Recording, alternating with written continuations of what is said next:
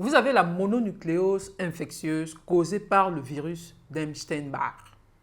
Vous avez la thyroïdite de Hashimoto, le syndrome du tunnel carpien ou encore un hallux valgus. À seulement écouter ce nom de maladie, on pense au pire. Comme je l'ai expliqué dans la vidéo, fuyez les médecins. N'ayez pas peur de poser des questions si vous n'avez rien compris à ce que le médecin vous a expliqué. Vous avez le droit d'être bien informé en ce qui concerne votre santé. Dans cette vidéo, on en parle. Restez jusqu'à la fin.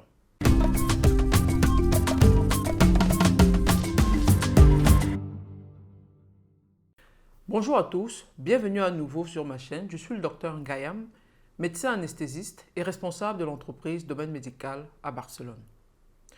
Au travers de cette chaîne, notre objectif est de vous fournir des informations médicales simples afin de vous permettre de comprendre votre corps. C'est ainsi que vous serez à même de prendre des décisions éclairées concernant votre santé et celle de vos proches. Comme je l'ai expliqué dans la vidéo sur le droit à l'autonomie, la guérison commence par la compréhension de sa maladie. Je dirais même que c'est la première étape, pour moi l'étape la plus importante. C'est ce que l'Organisation mondiale de la santé, OMS, appelle le droit à l'information. Les patients ont le droit de recevoir des informations claires et compréhensibles concernant leur état de santé, les options de traitement, les risques et les bénéfices potentiels. Pourquoi c'est si important d'être bien informé? Il y a plusieurs raisons, mais moi je retiendrai principalement 4. La première raison pour moi est la réduction de l'anxiété. Par exemple, le fait de venir de l'Afrique pour faire des visites médicales à Barcelone peut générer du stress, de l'angoisse, de l'inquiétude. L'inconnu peut souvent être une source de stress et de peur.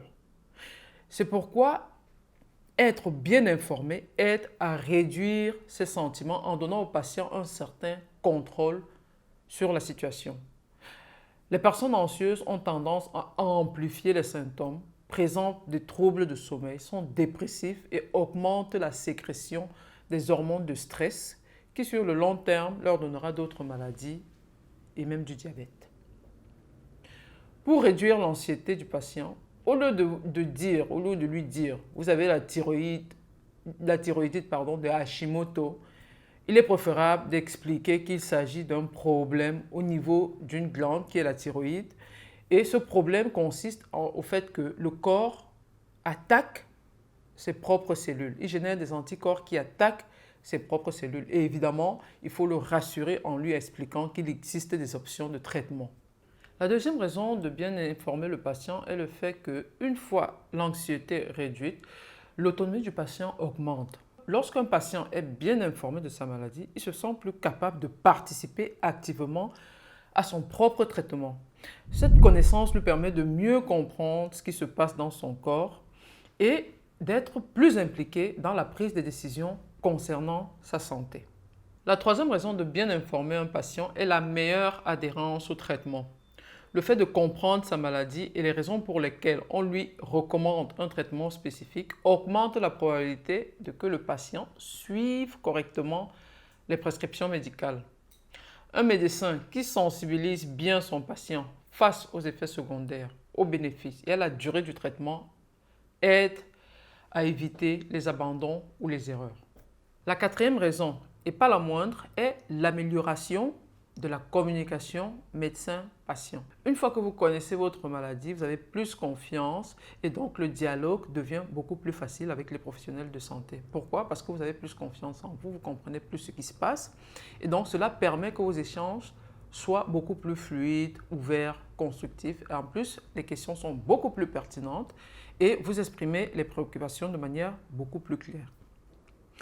Malgré tout ceci, il peut arriver que le patient ne soit pas satisfait des informations reçues, soit parce qu'il n'a pas compris, soit parce que ses doutes n'ont pas été résolus. Dans ces cas, vous pouvez faire valoir votre droit à se plaindre et de recevoir une réponse. Eh oui, les patients ont le droit de se plaindre des informations et des soins qu'ils reçoivent et mieux encore, ils ont le droit de recevoir une réponse adéquate et rapide à leur plainte. Maintenant, N'allez pas croire que par le simple fait de vous plaindre, cela signifie que vous avez raison. Je vous explique une petite anecdote que j'ai eue il y a une dizaine d'années quand j'étais en consultation d'anesthésie.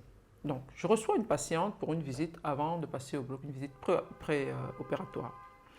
Pendant la consultation pré-anesthésique, il est très recommandé de faire une évaluation de la voie aérienne, c'est-à-dire une évaluation complète du patient. Donc, on doit faire ouvrir la bouche au patient, on regarde la gorge et si nécessaire, on demande à la personne de sortir la langue pour mieux évaluer la gorge. Donc, j'ai fait tous ces tests à la patiente et quand j'ai fini, elle me demande « Mais pourquoi est-ce que vous me demandez de sortir la langue ?»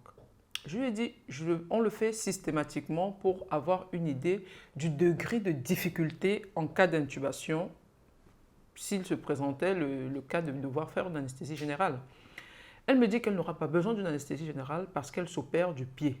Donc, ça sera une anesthésie locale. Je dis oui, vous avez raison, mais on ne sait jamais, il faut toujours tout regarder au cas où.